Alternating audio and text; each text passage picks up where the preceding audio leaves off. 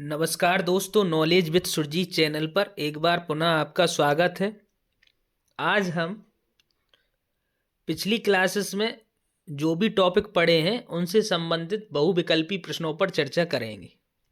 Okay दोस्तों, देर ना करते हुए आइए शुरू करते हैं।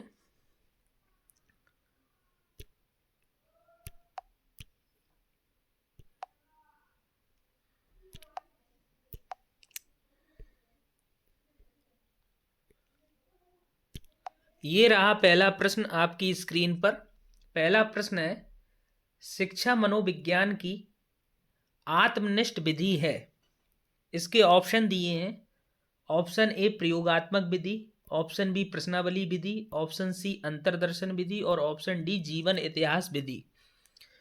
तो इसका सही आंसर क्या है दोस्तों, जल्दी से बताइए। इसका सही आंसर है अंतर्दर्शन विधि। जो शिक्षा मनोविज्ञान की जो आत्मनिष्ठ विधि है वो कौन सी विधि है? अंतर्दर्शन विधि। आप जब हमने आपको पढ़ाया था तो बताया था कि जो इसके जनक हैं या प्रवर्तक हैं वो हैं विलियम वुंट। और जो अंतर्दर्शन विधि है ये प्राचीन काल में ज़्यादा प्रभावी थी। इसका प्रयोग प्राचीन काल में ज़्यादा किया जाता था, वर्तमान समय में अब इसका प्रयोग नहीं किया जाता है। और जो विलियम वुंट हैं ये संरचनावाद संप्रदाय के भी जनक हैं। क्लियर दोस्तों? अब अगला प्रश्न देखते हैं। अगला प्रश्न है, शिक्षा मनोविज्ञान की प्रमुख कमी है। शिक्षा मनोविज्ञान की प्रमुख कमी क्या है? तो इसके ऑप्शन दिए हैं। ऑप्शन ए सीमित आधार, ऑप्शन बी पर्यावरण का कम ज्ञान, सी अटल नियम और ऑप्शन डी वैज्ञानिकता का अभाव। तो इसका सही आंसर क्या होगा दोस्तों? शिक्षा मनोविज्ञान की प्रमुख कमी क्या है? शिक्षा मनोविज्ञान में पर्यावरण का कम ज्ञान है। इसका ऑप्शन बी सही है। पर्यावरण के बारे में ज़्यादा नहीं बताया जाता है। क्लियर? अब आगे देखते हैं अगला प्रश्न। प्रश्न नंबर 3 ये रहा स्क्रीन पर। प्रश्न 3 में पूछा गया है कि शिक्षा मनोविज्ञान सर्वाधिक उपयोगी है। इसके ऑप्शन है। ऑप्शन ए छात्रों के साथ व्यवहार करने में, ऑप्शन बी विषय शिक्षण में, ऑप्शन सी गृह कार्य देने में और ऑप्शन डी छात्रों को सचेत रखने में। तो इसका सही आंसर क्या है दोस्तों? इसका आंसर सही है छात्रों के साथ व्यवहार करने में। जो मनोविज्ञान है वो छात्रों के साथ व्यवहार करने में, छात्रों का जो व्यवहार है उसी का तो अध्ययन किया जाता है शिक्षा मनोविज्ञान में। जब ये टॉपिक पढ़ा रहे थे तब आपको बताया गया था कि जो बालकों का व्यवहार है उसका अध्ययन किया जाता है। क्लियर? आगे बात करते हैं क्वेश्चन नंबर 4 की। इसमें क्या पूछा गया है? क्वेश्चन नंबर 4 में पूछा है, शिक्षा में मनोविज्ञान की सर्वाधिक महत्वपूर्ण उपयोगिता है कि यह। इसके ऑप्शन दिए हैं। ऑप्शन ए मानव व्यवहार का अध्ययन करता है, ऑप्शन बी बालक का मानसिक विकास करता है, ऑप्शन सी अध्यापक को चरित्रवान बनाता है और ऑप्शन डी पाठ्यक्रम के निर्माण में सहायक है। शिक्षा में मनोविज्ञान की सर्वाधिक महत्वपूर्ण उपयोगिता क्या है दोस्तों? जो मनोविज्ञान है वो क्या काम करता है? वो मानव व्यवहार का अध्ययन करता है। क्लियर? तो इसका ऑप्शन ए सही है। कौन सा ऑप्शन सही है? ऑप्शन ए। क्लियर दोस्तों? अगला प्रश्न देखते हैं।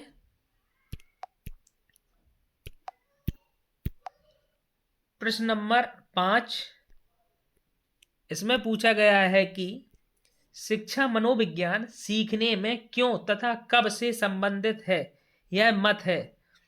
ऑप्शन दिए हैं। Option A B N Jha का, ऑप्शन बी क्रो एवं क्रो का, ऑप्शन सी रायवर्न का, ऑप्शन डी जॉन एडम्स का। ये कथन किसका है दोस्तों? जल्दी से बताइए कमेंट करके। आपको पढ़ाया गया है और जिसने नहीं पढ़ा है वो नहीं बता पाएगा, और जिसने पिछली क्लासेस देखी हैं वो आसानी से बता देगा। जल्दी से बताइए इसका आंसर क्या है? इसका आंसर है क्रो एवं क्रो। क्रो एवं क्रो महोदय ने ये कहा है कि शिक्षा मनोविज्ञान सीखने के क्यों तथा कब से संबंधित है। क्लियर? अगला प्रश्न देखते हैं। प्रश्न नंबर 6, इसमें क्या पूछा गया है? प्रश्न नंबर 6 में शिक्षा मनोविज्ञान अध्यापक की शिक्षण विधि का चुनाव करने में सहायता देने के लिए सीखने के अनेक सिद्धांत प्रस्तुत करता है, यह कथन है। इसके ऑप्शन है चार्ल्स स्किनर का, ऑप्शन बी ट्रो का, ऑप्शन सी क्रो एवं क्रो का, और ऑप्शन डी बी.एन. झा का। तो ये किसका कथन है? ये बात किसने कही है कि शिक्षा मनोविज्ञान अध्यापक की शिक्षण विधि का चुनाव करने में सहायता देने के लिए सीखने के अनेक सिद्धांत प्रस्तुत करता है? जल्दी से बताइए दोस्तों। तो इसका सही आंसर है ऑप्शन ए, चार्ल्स स्किनर का। चार्ल्स स्किनर ने ये बात कही है। क्लियर? अगला प्रश्न देखते हैं। प्रश्न नंबर 7, क्वेश्चन नंबर 7 देखेंगे। इसमें क्या पूछा गया है? इसमें पूछा गया है कि शालीनता की व्याख्या सबसे पहली बार निम्नांकित में किसने प्रस्तुत की थी? शालीनता की व्याख्या। तो इसके ऑप्शन दिए हैं। ऑप्शन ए सैमुअल क्रिक ने, ऑप्शन बी लियो केनर ने, ऑप्शन सी बी.एफ. स्किनर ने, और ऑप्शन डी टॉरेंस ने। तो इसका सही आंसर क्या है दोस्तों? जल्दी से बताइए। इसका सही आंसर है ऑप्शन सी, बी.एफ. स्किनर ने। जानकारी के लिए बता दें आपको, जो चार्ल्स स्किनर हैं वो अलग हैं मनोवैज्ञानिक, और जो बी.एफ. स्किनर हैं वो अलग हैं। ये आप ध्यान रखिएगा, चार्ल्स स्किनर का और बी.एफ. स्किनर का। ऑप्शन देख के टिक कीजिएगा। अगला क्वेश्चन देखते हैं। अगला क्वेश्चन क्या है? अगला प्रश्न है प्रश्न नंबर 8। इसमें पूछा गया है कि मस्तिष्क द्वारा अपनी स्वयं की क्रियाओं का निरीक्षण किस विधि की ओर संकेत करता है? मस्तिष्क द्वारा अपनी स्वयं की क्रियाओं का निरीक्षण किस विधि की ओर संकेत करता है? स्वयं की क्रियाओं का निरीक्षण किस विधि में किया जाता है? इसके ऑप्शन है। ऑप्शन ए विकासात्मक विधि, ऑप्शन बी प्रयोगात्मक विधि, ऑप्शन सी आत्मनिरीक्षण विधि, और ऑप्शन डी मनोविश्लेषणात्मक विधि। तो इसका सही आंसर क्या है दोस्तों? जल्दी से कमेंट करके बताइए। इसका सही आंसर है आत्मनिरीक्षण विधि, ऑप्शन सी। आत्मनिरीक्षण विधि के बारे में आपको बताया गया था जब मैंने पढ़ाया था, तो उसमें बताया था कि अंतर्दर्शन विधि को ही आत्मनिरीक्षण विधि कहते हैं, और इस विधि को आत्म साक्षात्कार, अंतावलोकन, ये सब इसी विधि के नाम हैं। और इस विधि में हमने आपको बताया था कि इसके 3 स्तर होते हैं। पहला स्तर होता है अंतर्निरीक्षण, जिसमें व्यक्ति अपना अंदर निरीक्षण करता है। निरीक्षण के बाद वो उन चीज़ों का विश्लेषण करता है और फिर देखता है कि इसमें क्या सुधार की आवश्यकता है, फिर उन चीज़ों का सुधार करता है। यही आत्मनिरीक्षण विधि है। क्लियर दोस्तों? आगे देखते हैं अगला प्रश्न। प्रश्न नंबर 9, क्वेश्चन नंबर 9 में क्या पूछा गया है देखते हैं, बात करते हैं। प्रश्न 9 में पूछा गया है कि व्यक्ति के अचेतन मन का अध्ययन करके उपचार करना किस विधि की ओर संकेत करता है? अचेतन मन का अध्ययन करके। तो इसके ऑप्शन है। ऑप्शन ए जीवन इतिहास विधि, ऑप्शन बी प्रयोगात्मक विधि, ऑप्शन सी मनोविश्लेषणात्मक विधि, और ऑप्शन डी विकासात्मक विधि। तो इसका सही आंसर क्या होगा? इसका सही आंसर होगा मनोविश्लेषणात्मक विधि। पिछले वीडियो में हमने आपको बताया था कि मनोविश्लेषणात्मक विधि क्या होता है। ये मनोविश्लेषणात्मक जो विधि है, इस विधि का प्रतिपादन फ्राइड ने किया था, जो सिगमंड फ्राइड है मनोवैज्ञानिक, सिगमंड फ्राइड। क्लियर दोस्तों? और इस विधि में उन्होंने क्या बताया था कि इसमें मन का अध्ययन किया जाता है, और 3 प्रकार के मन बताए थे मनोविश्लेषणात्मक विधि में: चेतन मन, अचेतन मन और अर्धचेतन मन। क्लियर? अब आगे देखते हैं अगला प्रश्न। अगला प्रश्न है प्रश्न नंबर 10। इसमें पूछा गया है कि निम्नलिखित में से कौन शिक्षा मनोविज्ञान की प्रकृति है? ऑप्शन ए कला, ऑप्शन बी विद्यात्मक विज्ञान, ऑप्शन सी विज्ञान, और ऑप्शन डी उपरोक्त में से कोई नहीं। तो इसका सही आंसर क्या है दोस्तों? इसका सही आंसर है विद्यात्मक विज्ञान। विद्यात्मक विज्ञान क्या होता है? शिक्षा मनोविज्ञान की प्रकृति है ये। क्यों? क्योंकि शिक्षा मनोविज्ञान है वो कला और विज्ञान, उसमें दोनों चीजें हैं, और बालक अपनी रुचि और आवश्यकता अनुसार सीखने की प्रक्रिया में भाग लेता है, इसलिए इसे विद्यात्मक विज्ञान कहते हैं। और ये प्रश्न आपका हरियाणा टेट में पूछा गया है, हरियाणा टेट में सन 2011 में ये प्रश्न आया है। क्लियर दोस्तों, ये भी आप ध्यान रखिएगा। इसी प्रकार से प्रश्न रिपीट होते हैं, पूछे जाते हैं। अगला प्रश्न देखते हैं। अगला प्रश्न है प्रश्न नंबर 11। क्या पूछा है इसमें? प्रश्न नंबर 11 में देखते हैं। इसमें पूछा गया है कि शिक्षा मनोविज्ञान की दृष्टि से निम्नलिखित में से कौन सा कथन सत्य है। इसके ऑप्शन दिए हैं। ऑप्शन ए, बच्चे अपने ज्ञान का स्वयं सृजन करते हैं। ऑप्शन बी, विद्यालय में आने से पहले बच्चों को कोई पूर्व ज्ञान नहीं होता। ऑप्शन सी, अधिगम प्रक्रिया में बच्चों को कष्ट होता है। बच्चे यथावत सीखने हैं जो उन्हें पढ़ाया जाता है। बच्चे यथावत सीखते हैं जो उन्हें पढ़ाया जाता है। ये पढ़ाया है यहाँ, ये ध्यान रखिएगा। तो शिक्षा मनोविज्ञान की दृष्टि से इनमें से कौन सा कथन सही है? जल्दी से बताइए दोस्तों, आपको क्या सही लग रहा है? इसका सही आंसर है बच्चे अपने ज्ञान का स्वयं सृजन करते हैं। विद्यालय में आने से पहले बच्चों को कोई पूर्व ज्ञान नहीं होता। क्या ऐसा ये सही है? नहीं, ये गलत है। बच्चों को ज्ञान रहता है, पहले से पूर्व ज्ञान होता है। अधिगम प्रक्रिया में बच्चों को कष्ट होता है, यानी कि सीखने की प्रक्रिया में क्या बच्चों को कष्ट होता है? नहीं होता है। तो इसका जो सही कथन है वो क्या है? ऑप्शन ए, बच्चे अपने ज्ञान का स्वयं सृजन करते हैं। अपने ज्ञान का सृजन कैसे करेंगे? बच्चों को आप प्रोत्साहित करेंगे। बच्चों को सीखने के लिए प्रोत्साहित करने की आवश्यकता होती है, जिसमें बच्चे अधिगम अनुभव प्राप्त करते हैं। क्लियर दोस्तों? और ये प्रश्न आपका DSSSB में आया है, प्राइमरी लेवल में, DSSSB में, ये ध्यान रखिएगा। अगला प्रश्न देखते हैं, प्रश्न नंबर 12। इसमें पूछा गया है कि शिक्षा मनोविज्ञान की उत्पत्ति का वर्ष कौन सा माना जाता है। इसके ऑप्शन है। Option A 1947, option B 1920, option C 1940 और ऑप्शन डी 1900। तो इसका सही आंसर क्या है? यदि आपने पढ़ा होगा तो बता देंगे। इसका सही आंसर है दोस्तों 1900, ऑप्शन डी। जब हमने आपको पढ़ाया था तो उस समय बताया था कि जब जो शिक्षा मनोविज्ञान है उसकी जो औपचारिक शुरुआत हुई थी, उसका औपचारिक प्रारंभ वर्ष 1889 में हुआ था दोस्तों। कब हुआ था? वर्ष 1889 में। और इसका श्रेय किसको जाता है? किसके प्रयासों से हुआ था? जी स्टैन हॉल के प्रयासों से वर्ष 1889 में जो शिक्षा मनोविज्ञान है उसका औपचारिक रूप से प्रारंभ हुआ था। लेकिन 1900 में, सन 1900 में थॉर्नडाइक द्वारा कोलंबिया विश्वविद्यालय की स्थापना की गई थी। ये आपको पढ़ाया गया था। और जब कोलंबिया विश्वविद्यालय की स्थापना की गई, यहीं से स्वतंत्र रूप से शिक्षा मनोविज्ञान के अध्ययन करने का सिलसिला शुरू हुआ। इसलिए इसका ऑप्शन डी सही है, ये आप ध्यान रखिएगा। और ये जो प्रश्न है ये आपका बिहार टेट में पूछा गया है सन 2013 में, और DSSSB में भी, दिल्ली प्राइमरी लेवल में भी ये प्रश्न आया है कुछ। ओके दोस्तों, क्लियर? अगला क्वेश्चन देखते हैं।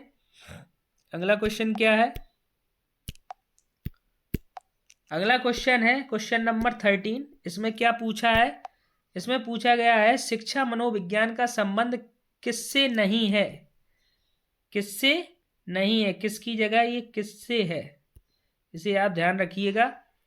ऑप्शन दिए हैं। ऑप्शन ए, मानव व्यवहार का अध्ययन, मानसिक प्रक्रियाओं का अध्ययन, सीखने के तरीकों का अध्ययन और संचार माध्यमों का अध्ययन। तो इसका सही आंसर क्या है दोस्तों? शिक्षा मनोविज्ञान का संबंध किससे नहीं है, ये इसमें ये बताना है कि ऐसा कौन सा ऑप्शन है जिससे संबंध नहीं है। तो शिक्षा मनोविज्ञान में मानव व्यवहार का अध्ययन किया जाता है, पढ़ा है आपने। मानसिक प्रक्रियाओं का भी अध्ययन किया जाता है, सीखने के तरीके, अधिगम प्राप्त करने का क्या तरीका है, इसका भी अध्ययन किया जाता है। लेकिन ऑप्शन डी संचार माध्यमों का अध्ययन, इसका अध्ययन ये शिक्षा मनोविज्ञान से संबंधित नहीं है। तो इसका सही आंसर क्या होगा, ऑप्शन डी, ये ध्यान रखिएगा जी। शिक्षा मनोविज्ञान का संबंध किससे नहीं है, ये प्रश्न आपका बिहार टेट में पूछा गया है सन 2011 में। क्लियर दोस्तों। अब आगे देखते हैं अगला प्रश्न, प्रश्न नंबर 14। इसमें क्या पूछा है, प्रश्न नंबर 14 में पूछा गया है कि निम्नलिखित में से कौन सा विकल्प शिक्षा मनोविज्ञान की एक सीमा है। इसके ऑप्शन दिए हैं, ऑप्शन ए बाल विकास की विभिन्न अवस्थाओं का ज्ञान, ऑप्शन बी कक्षा की समस्याओं का समाधान, ऑप्शन सी बाल केंद्रित शिक्षा, और ऑप्शन डी व्यक्तिक भिन्नताओं की समस्या। तो इसका सही आंसर क्या है, जल्दी से कमेंट करके बताइए। इसका सही आंसर है दोस्तों ऑप्शन डी व्यक्तिक भिन्नताओं की समस्या। क्लियर, ये आप याद रखिएगा। और ये प्रश्न है, ये प्रश्न आपका हरियाणा टेट में आया है सन 2015 में। ये आपका एस टेट में सन 2015 में ये प्रश्न पूछा गया है। ये इंपोर्टेंट प्रश्न है। अगला प्रश्न देखते हैं, अगला क्वेश्चन क्या है। अगला प्रश्न है प्रश्न नंबर 15। इसमें क्या पूछा है, प्रश्न नंबर 15 में इसमें पूछा गया है कि शिक्षा मनोविज्ञान का अध्ययन अध्यापक को इसलिए करना चाहिए क्योंकि, ऑप्शन ए इससे शिक्षक को आत्म संतुष्टि मिल सके, इससे, ऑप्शन बी इससे वह दूसरों को प्रभावित कर सके, ऑप्शन सी इससे वह अपनी परीक्षाओं में प्रथम आ सके, इससे वह अपनी परीक्षाओं में प्रथम आ सके, और ऑप्शन डी इसकी सहायता से अपने शिक्षण को अधिक प्रभावशाली बना सके। तो इसका सही आंसर क्या होगा, शिक्षा मनोविज्ञान का अध्ययन क्यों करना चाहिए अध्यापक को, जल्दी से कमेंट करके बताइए। बहुत सरल आंसर है इसका, सरल प्रश्न है और जल्दी से आंसर दीजिए इसका।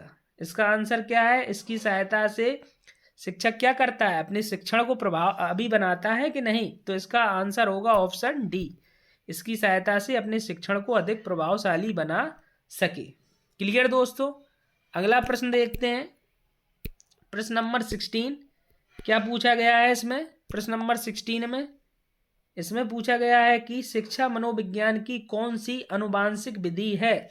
शिक्षा मनोविज्ञान की ये विधियां जब पढ़ाई गई थी, शिक्षा मनोविज्ञान की शैक्षिक विधियां जब पढ़ाई गई थी तब आपको बताया गया था कि कौन सी अनुवांशिक विधि है। इसके ऑप्शन है, ऑप्शन ए अंतर्दर्शन, ऑप्शन बी बहिर्दर्शन, ऑप्शन सी है प्रयोगात्मक, और ऑप्शन डी विकासात्मक। तो इसका सही आंसर क्या है दोस्तों, जल्दी से कमेंट करके बताइए।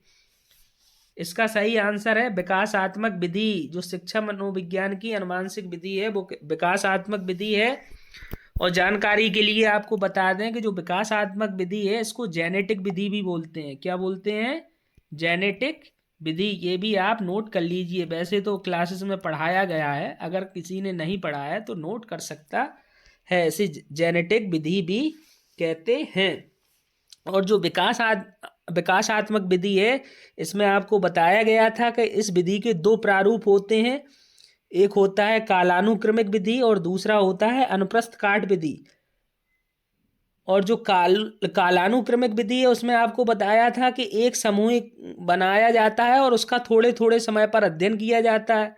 और अनुप्रस्थ काट विधि में आपको बताया था कि विभिन्न समूहों का अध्ययन किया जाता है एक साथ। क्लियर दोस्तों। आगे देखते हैं, अगला प्रश्न देखते हैं। अगला प्रश्न क्या है, अगला प्रश्न है प्रश्न नंबर 17। ये रहा आपकी स्क्रीन पर। इसमें क्या पूछा गया है, प्रश्न नंबर 17 में व्यक्ति के अध्ययन की सर्वाधिक स्पष्ट, सही तथा विश्वसनीय विधि है। अध्ययन की सर्वाधिक स्पष्ट, सही तथा विश्वसनीय विधि कौन सी है। इसके ऑप्शन दिए हैं, ऑप्शन ए अंतर्दर्शन विधि, ऑप्शन बी व्यक्ति वृत्त अध्ययन विधि, ऑप्शन सी प्रयोगात्मक विधि, और ऑप्शन डी निरीक्षण विधि।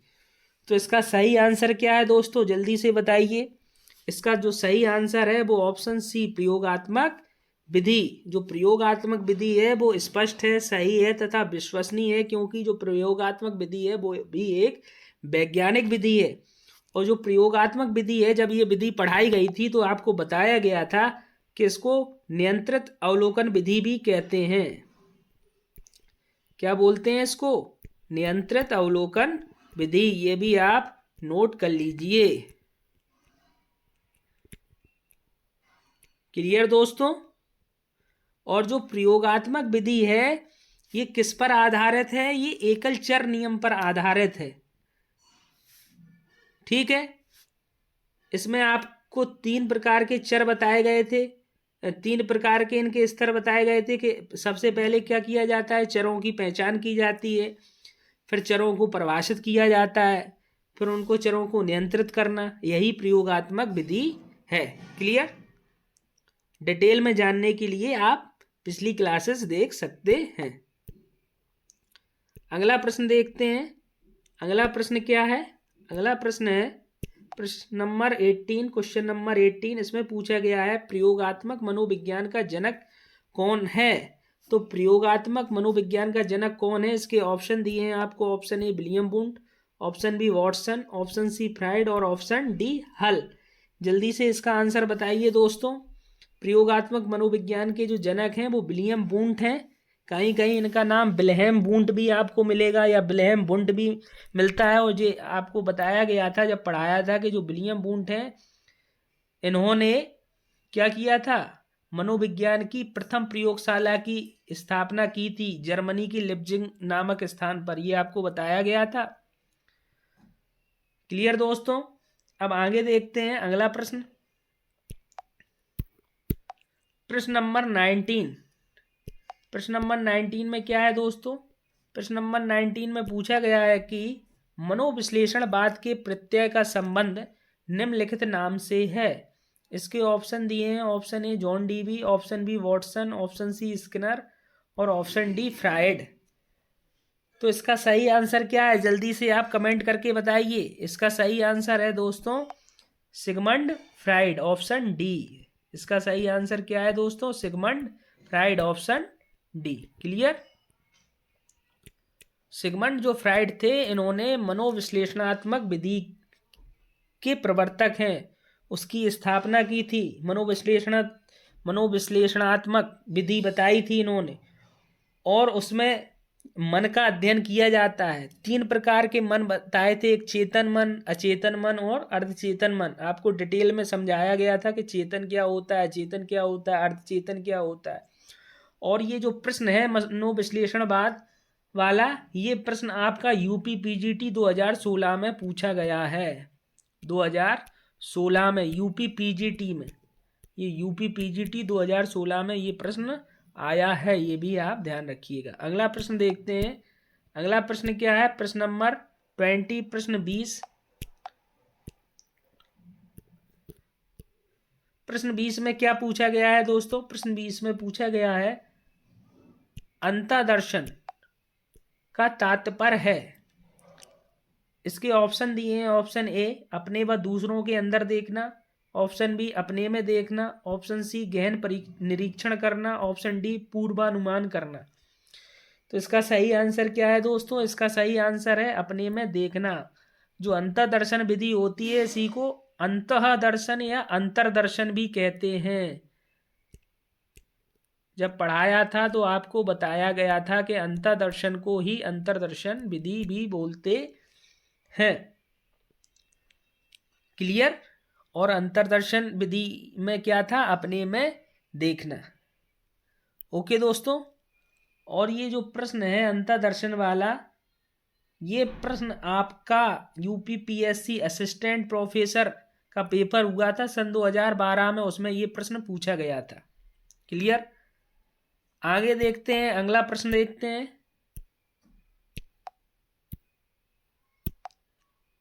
क्वेश्चन नंबर 21 ये रहा।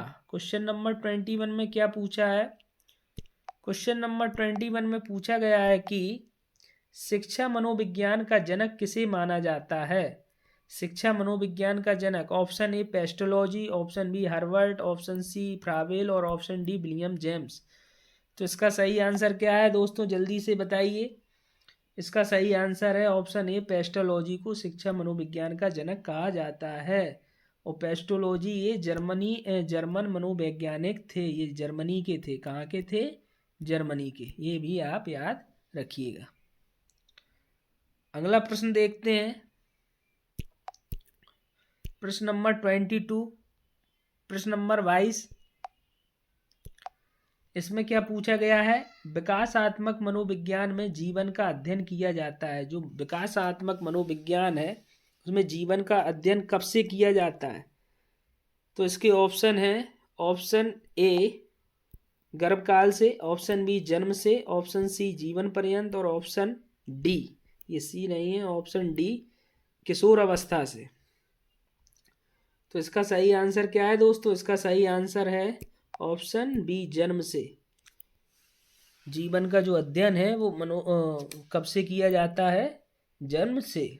और ये क्वेश्चन आपका बिहार टेट में पूछा गया है, आ चुका है सन 2013 में। ये क्वेश्चन आपका बिहार टेट में पूछा गया है। क्लियर? आगे देखते हैं अगला प्रश्न। अगला प्रश्न, प्रश्न नंबर 23, क्वेश्चन नंबर 23। इसमें क्या पूछा गया है दोस्तों? क्षेत्र सिद्धांत में निम्न में से किस वर्ग का योगदान है? जो क्षेत्र सिद्धांत है उसमें किस वर्ग का योगदान है? इसके ऑप्शन है, ऑप्शन ए व्यवहारवादियों का, ऑप्शन बी संरचनाविदों का, ऑप्शन सी मनोविश्लेषकों का, और ऑप्शन डी गेस्टाल्टवादियों का। तो इसका सही आंसर क्या है दोस्तों? इसका सही आंसर है ऑप्शन डी, गेस्टाल्टवादियों का। जो गेस्टाल्टवादी थे, इनका क्षेत्र सिद्धांत में योगदान था। एक गेस्टाल्टवादियों में एक मनोवैज्ञानिक थे, कुर्ट लेविन। क्या नाम था दोस्तों? Kurt Lewin. कुर्ट लेविन ने एक सिद्धांत दिया था। कुर्ट लेविन ने कौन सा सिद्धांत दिया था? इन्होंने लेविन का क्षेत्र सिद्धांत दिया था। ये भी आप याद रखिएगा। और ये प्रश्न पूछा जा चुका है परीक्षा में। ये यूपी टेट में ही ये प्रश्न पूछा गया है सन 2016 में। ये भी आप ध्यान रखिए। ठीक है दोस्तों, अगला प्रश्न देखते हैं।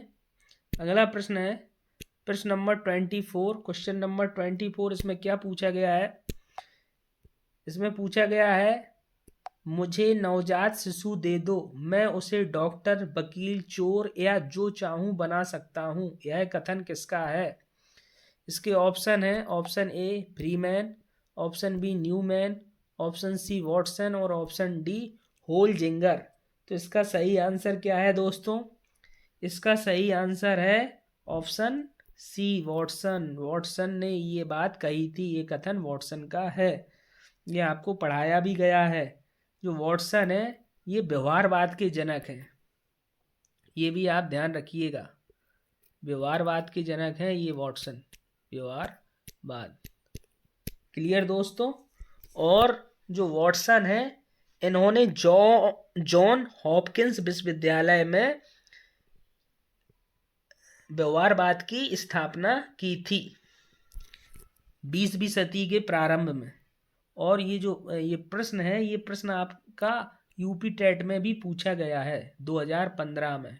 प्राइमरी लेवल में ये यूपी टेट 2015 में ये प्रश्न आया है। क्लियर दोस्तों? अगला प्रश्न देखते हैं।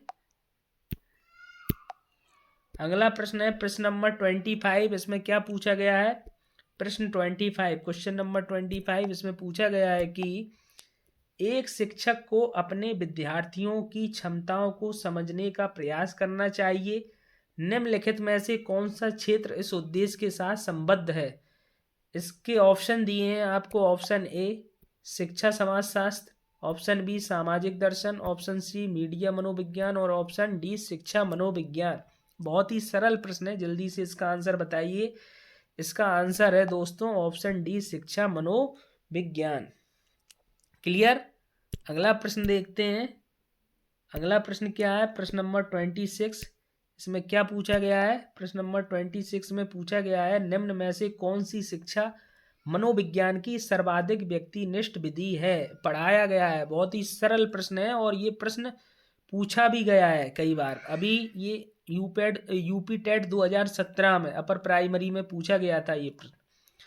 जल्दी से इसका आंसर बताइए। इसके ऑप्शन है अंतर्दर्शन, ऑप्शन बी बहिर्दर्शन, ऑप्शन सी अवलोकन और ऑप्शन डी प्रयोगीकरण।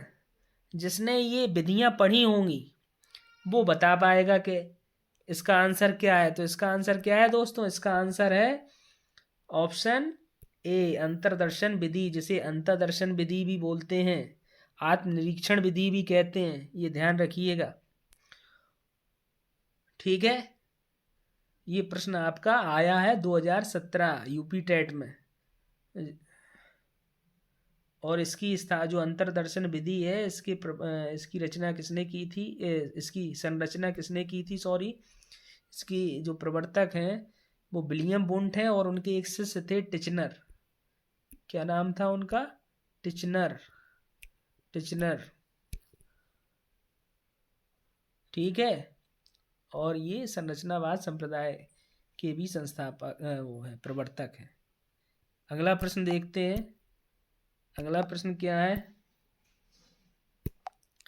अगला प्रश्न है प्रश्न नंबर 27। इसमें पूछा गया है कि शिक्षा मनोविज्ञान की मुख्य तत्व है, या शिक्षा मनोविज्ञान के मुख्य तत्व हैं कि नहीं, के शिक्षा मनोविज्ञान के मुख्य तत्व हैं।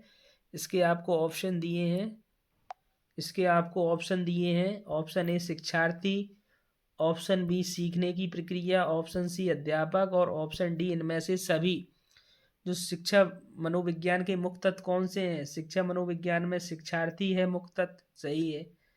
सीखने की प्रक्रिया, अध्यापक, ये सभी मुख्य तत्व हैं, यानी कि इसका आंसर है ऑप्शन डी, इनमें से सभी। क्लियर दोस्तों? अगला प्रश्न देखते हैं। प्रश्न नंबर 28। इसमें क्या पूछा गया है?